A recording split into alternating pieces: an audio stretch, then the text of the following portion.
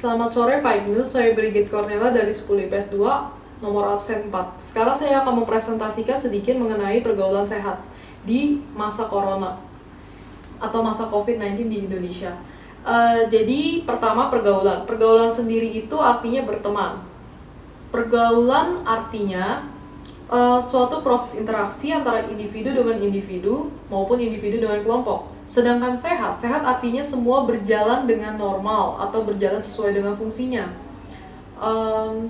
baik dalam segi fisik, rohani maupun sosial. Sehingga dapat kita simpulkan, pergaulan yang sehat artinya adalah suatu interaksi yang dilakukan oleh individu dengan individu maupun individu dengan kelompok dengan normal, baik tubuh atau fisik, rohani maupun sosial. Yang kedua itu ada cara bergaul. Cara bergaul yang pertama adalah kesadaran beragama yang agar tidak terjerumus pergaulan tidak sehat. Individu perlu mendalami agamanya, menekuni agamanya, dan mempelajari apa itu agama yang dia anut, supaya dia tidak akan bertindak senonoh karena masih ingat adanya aturan agama dia yang mengikat, dan jika dilanggar akan timbul yang dinamakan dosa. Yang kedua, rasa setia kawan positif. Kita harus mencari teman yang positif juga, dan kita harus setia terhadap teman kita. Setiap individu itu berbeda-beda. Jika kita menemukan teman yang negatif, sebaiknya kita tidak mengikutinya. Dan jika kita menemukan positif, kita harus setia. Kita harus menemukan rasa setia kawan kita. Saling membantu dan saling peduli itu adalah utama. Yang ketiga, mengisi waktu dengan kegiatan positif. Kita sebagai remaja perlu mengisi waktu kita dengan kegiatan-kegiatan positif, seperti berorganisasi di masyarakat, mengikuti Karang Taruna, Palang Merah Remaja, mengikuti ekstrakurikuler di sekolah, dan sebagainya. Yang keempat, menjaga jarak dengan lawan jenis, saling menghormati. Itu artinya karena semakin pertumbuhan remaja sehingga hormon pun meningkat, kita harus semakin menjaga jarak. Bukan berarti kita tidak berteman, tapi kita harus saling menghormati antara lawan jenis. Yang kelima itu mengendalikan emosi. Dalam hal ini, dalam proses bergaul, kita harus bisa dapat mengendalikan emosi kita. Kita tidak boleh mudah marah-marah, dan kita harus tetap bersikap sopan kepada siapapun. Yang ketiga, sikap-sikap dalam pergaulan remaja. Yang pertama, kita harus berpenampilan fisik sederhana, kebersihan dan kerapihan. Itu adalah hal yang penting. Karena ketika seseorang individu melihat orang yang berpenampilan sederhana, bersih dan rapi, maka dia akan merasa nyaman untuk berteman dengan orang itu. Itulah yang dibutuhkan dalam pergaulan remaja. Berbeda jika kita melihat orang yang sudah misalnya sudah pergaulan bebas, maka penampilannya bisa saja dia tidak menjaga sopan santun dalam berpakaian atau memakai pakaian ketat. Itu akan tidak enak untuk dilihat, dan kita pun agak enggan untuk berteman dengannya. Yang kedua, sikap dan berperilaku sopan. Sikap dan perilaku sopan sangat dibutuhkan, karena ketika kita berteman dan kita berbicara, misalnya kita berbicara kasar, itu akan dinilai berbeda daripada jika kita berbicara tapi dengan nada yang sopan dan kata-kata yang sopan. Itu akan berdampak pada harga diri kita di mata mereka. Yang ketiga, berani untuk berbagi dan peduli. Kita tidak boleh pelit. Di bagian ini kita harus melihat situasi di sekitar kita, teman-teman kita, dan jika ada teman-teman kita yang kesulitan, kita harus membantunya. Seperti contoh, misal ada teman kita yang belum makan dari pagi dan tidak membawa bekal, juga tidak membawa uang jajan. Kita bisa saja meminjamkan uang jajan kita, atau kita juga bisa berbagi makanan dengan dia. Kita harus menemukan rasa peduli itu. Yang keempat, pembicaraan yang bermanfaat, bukan menyebarkan aib. Jika kita bergosip, itu emang sangat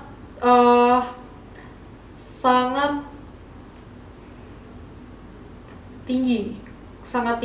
Rasa ingin bergosip sangat tinggi, tapi itu adalah hal yang tidak baik. Jika hal yang kita gosipin dan kemudian terdengar orang yang kita gosipin, maka akan membuat perasaan tidak enak terhadap orang itu. Jadi itu adalah hal yang tidak baik dalam bergaul. Itu juga dapat memecahkan pertemanan di suatu masyarakat. Yang kelima, hindari mencuri dengar atau kita sebut nguping. Hal itu juga banyak tidak disukai oleh individu lainnya. Karena mereka juga ingin privasi mereka atau bagian di mana mereka memiliki rahasia di antara mereka dan individu lainnya, di mana kita tidak boleh memasuki privasi itu. Yang keenam, menghargai teman yang ingin curhat. Jika ada teman yang ingin datang kepada kita untuk mencurahkan perasaannya atau mencurahkan hatinya untuk bercerita tentang masalah-masalahnya, jika kita teman yang baik, kita setia kawan, kita harus mendengarkannya. Walaupun misalnya kita kurang setuju dengannya, kita boleh memberitahu dia, tapi harus dengan cara yang perlahan, tidak boleh cara yang menggurui gitu. Yang ketujuh adalah rendah hati. Dalam berteman, kita tidak boleh memamerkan kekayaan yang kita punya. Kita tidak boleh berpenampilan yang benar-benar mencolok dan intinya menimbulkan kesenjangan perekonomian, karena itu akan membuat orang dengki atau iri, dan itu adalah hal yang tidak baik juga. Yang kesembilan atau yang terakhir, jadilah diri sendiri. Dalam bergaul, kita harus menunjukkan diri kita sendiri, sisi kita yang positif. Walaupun terkadang negatif akan muncul ketika dalam berteman, namun kita harus berusaha untuk mengendalikan diri kita sendiri, tapi tetap menjadi diri sendiri. Yang selanjutnya adalah pergaulan tidak sehat atau pergaulan bebas. Pergaulan bebas artinya proses bergaul dengan orang lain terlepas dari ikatan norma yang mengatur pergaulan. Pergaulan bebas jadi itu artinya kita tidak dalam bergaul, kita tidak lagi mengikuti aturan yang berlaku. Semua suka-suka kita, seperti itu. Penyebabnya tidak memegang teguh agama. Yang satu, ini artinya kita kurang mendalami agama yang sudah kita anut, sehingga kita tidak memiliki iman yang kuat dalam bergaul. Yang kedua, perubahan zaman, kebudayaan barat dari globalisasi. Itu artinya perubahan zaman seperti westernisasi atau kebudayaan barat itu sangat berpengaruh kita seperti saat ini.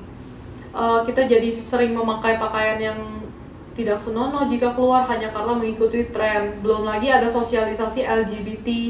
Di situ adalah hal-hal yang datang dari westernisasi atau dari budaya barat. Kita harus dapat memilah-milahnya. Yang ketiga itu kesenjangan sosial, dapat dilihat dari segi ekonomi maupun seni pandangan terhadap orang tua Yang keempat itu adalah kesenjangan. Kesenjangan dapat dilihat dari dua hal, yaitu dari segi ekonomi. Segi ekonomi itu dilihat dari kekayaan, sedang, dan kemiskinan. Di situ jika orang sudah melihat kita seperti itu, maka itu akan menimbulkan rasa iri juga. Dan segi yang satunya lagi adalah segi pandangan terhadap orang tua, yang biasa anak remaja menganggap orang tua sudah ketinggalan zaman. Itu termasuk kesenjangan. Yang keempat, itu kurangnya pengendalian dan pengawasan dari orang tua. Banyak orang tua yang sibuk bekerja demi perekonomian keluarga, mencukupi anaknya, dan dia pikir dengan harta dia dapat memberikan semua ke anaknya. Namun itu salah, karena kurangnya didikan justru anaknya malah akan terjerumus ke pergaulan yang bebas.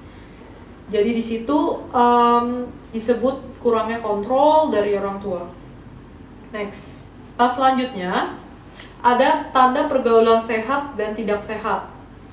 Dari pergaulan sehat, yang pertama itu berakhlak mulia, pemaaf, tidak iri, sopan, memberikan nasihat yang baik, tidak gosip, menepati janji, dan sifat malu-malu. Mungkin di sini sifat malu-malu artinya tidak begitu. Sifat malu-malu artinya kita dapat menjaga jarak, walaupun apalagi dengan yang lawan jenis. Jadi kita tidak bersikap, maksudnya tidak bersikap senonoh gitu. Kita masih menjaga jarak, menjaga diri kita dan harga diri kita. Untuk pergaulan tidak sehat, Pergaulan tidak sehat misalnya suka menghamburkan harta. 2. Menghalalkan segala cara untuk mencapai tujuan. 3. Munafik. 4. Rasa ingin tahu atau mencoba hal negatif. 5. Emosional. 6. Tidak sabar. 7. Malas. 8. Perubahan pikiran karena berubah lingkungan. Yang selanjutnya, dampak pergaulan tidak sehat. Dampak pergaulan tidak sehat dapat kita lihat seperti pergaulan bebas yang melanggar norma di masyarakat seperti kebut-kebutan, terus pulang hingga larut malam dan sering nongkrong di pinggir jalan tanpa ada alasan, tidak ada kegiatan yang jelas juga. Yang kedua, itu ketergantungan obat terlarang atau narkotika. Sangat mudah remaja itu terjerumus ke dalam dunia narkotika, apalagi ketika teman sebaya menawarkan narkotika dan kemudian saat dikonsumsi dia menjadi kecanduan. Yang ketiga, menurunnya kesehatan. Jika kita terjerumus dengan pergaulan yang tidak sehat, otomatis akan berhubung dengan kesehatan kita. Karena kita akan lebih sering seperti menggunakan obat-obatan, minum-minum dan tidak mengikuti aturan lainnya seperti tidur hingga larut malam. Itu termasuk pergaulan tidak sehat yang menimbulkan menurunnya kesehatan. Yang keempat, meningkatnya kriminalitas. Jika kita sudah mengikuti pergaulan tidak sehat, maka kita akan lebih mudah untuk terjerumus ke kriminalitas karena kita sudah berpikir lebih bebas tanpa aturan. Dunia adalah milik kita. Itu adalah hal yang paling bahaya karena di sini kita sudah menganggap remeh aturan yang berlaku. Mungkin karena ketergantungan dari obat-obatan dan minum-minuman keras, jadi merasa jagoan. Yang ke selanjutnya, merenggangnya hubungan keluarga. Jika kita sudah terjerumus dengan pergaulan tidak sehat, kita akan sulit untuk berinteraksi lagi dengan keluarga kita. Kita akan jarang di rumah. Kita akan lebih memilih menjauhi keluarga yang ingin melindungi kita karena kita hanya mengekang keluarga itu. Kita ingin pergaulan kita bebas. Yang selanjutnya itu menyebarkan penyakit. Nah, dengan adanya pergaulan tidak sehat akan timbul seperti hamil di luar nikah dan pada akhirnya akan menimbulkan AIDS karena disebabkan seks bebas. Itu yang paling sering. Selanjutnya adalah menurunnya prestasi. Nah, di sini dapat dilihat jika kita sudah mengikuti pergaulan tidak sehat, prestasi kita di sekolah akan berkurang juga karena kita tidak fokus. Misalnya, kita kemarinnya itu kita tawuran atau kita sering misalnya pornografi gitu. Itu kan jadi keesokan harinya di sekolah kita tidak akan fokus. Selanjutnya, pencegahan pergaulan yang tidak sehat. Yang pertama, menekuni agama. Kita harus benar-benar mendalami agama yang sudah kita anut. Apapun agamanya itu baik, asal kita mendalaminya dengan baik dan mempelajarinya dengan sungguh-sungguh dan memperkuat iman kita. Kedua, selalu izin kepada orang tua jika ingin bepergian. Sebenarnya dari hal sederhana untuk mencegah pergaulan yang tidak sehat, dengan kita izin ke orang tua akan tahu kita pergi kemana dan jelas alasannya. Sehingga orang tua akan lebih tenang dan kita benar-benar bersungguh-sungguh bahwa kita pergi ke tempat yang sudah kita izin sebelumnya ke orang tua. Sehingga tidak akan terjadi hal-hal yang tidak diinginkan. Yang ketiga, menyalurkan bakat atau minat di hal positif. Seperti remaja-remaja di sekolah kita bisa menyalurkan bakat kita melalui ekstrakurikuler maupun lomba-lomba seperti lomba menari, lomba menyanyi, lomba mewarnai dan sebagainya. Kita juga bisa mengikuti organisasi seperti Karang Taruna, PMR seperti yang sudah saya sebutkan di awal tadi. Yang keempat, percaya akan kebaikan di balik nasihat orang tua dan sekolah. Banyak anak remaja yang memikirkan orang tua hanyalah sebagai hambatan dia. Namun salah, itu sebenarnya nasihat orang tua adalah wejangan yang harus kita dengar karena orang tua sudah hidup lebih lama dari kita. Jadi kita harus benar-benar meresapi kata-kata orang tua karena apapun kata-katanya itu adalah baik. Yang kelima, berani bercerita kepada orang tua tentang kejadian yang dialami. Jangan bersikap tertutup. Jika kita mengalami kejadian yang misalnya membuat kita resah atau depresi, kita harus segera menceritakannya. Walaupun itu kejadian memalukan pun, kita harus menceritakannya. Akan lebih baik menceritakan ke orang tua daripada kita melampiaskannya ke hal-hal yang tidak baik seperti merokok, minum-minum untuk melepaskan hal jenuh seperti itu. Keenam adalah menyebarkan pergaulan sehat kepada individu lain. Itu adalah tugas kita untuk menjadi pelopor kepada teman-teman kita yang lain. Untuk dari satu orang itu dapat menyebar pergaulan yang baik itu, sehingga kita dapat menyebarkan kebaikan juga ke orang lain kan, ke teman-teman kita, dan sehingga tercipta organisasi pertemanan yang sehat. Selanjutnya, pergaulan yang baik di saat wabah COVID-19. Di saat COVID-19, masyarakat dari segala kalangan diwajibkan untuk social distancing. Artinya, kita tidak boleh bertatap langsung ataupun kita tidak boleh mengikuti perkumpulan-perkumpulan yang banyak orang. Tapi dengan begitu, karena kecanggihan teknologi di saat ini bukan berarti dapat menghambat kita dalam bergaul. Sekarang kita sedang disarankan untuk melaksanakan sosialisasi atau pergaulan secara tidak langsung atau melalui perantara yaitu gadget, HP, laptop, dan sebagainya. Dengan begitu kita harus karena begitu kita harus tetap di rumah dan tidak boleh keluar-keluar. Kita tidak boleh bergaul di alam langsung, di luar langsung. Lebih baik kita di rumah bergaul melalui HP. Itu lebih baik. Cara-cara bergaul di saat wabah corona. Di sini saya akan menjelaskan mengenai cara-cara apa yang harus dilakukan dalam sosialisasi tidak langsung. Yang pertama, chatting hal-hal yang bermanfaat, bukan hanya gosip, karena gosip adalah hal yang tidak baik seperti yang sudah saya katakan sebelumnya. Yang kedua, menghindari interaksi pornografi. Banyak sekali kegiatan pornografi terutama oleh remaja, dan itu adalah hal yang bisa menimbulkan dosa juga, dan juga bisa menurunkan harga diri seseorang. Dengan adanya interaksi pornografi itu dapat menurunkan moralitas dan pola pikir masyarakat Indonesia, terutama anak muda Indonesia.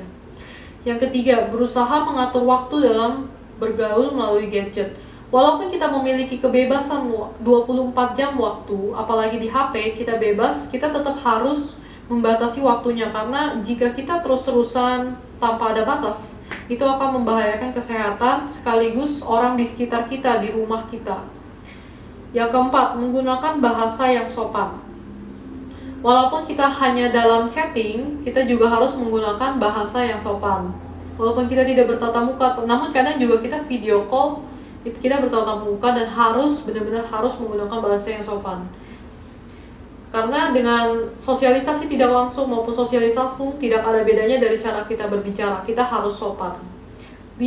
Tidak mengadakan pertemuan seperti di kafe atau tempat umum lainnya. Ini adalah hal yang penting karena kita harus bersosial distancing seperti di awal saya katakan.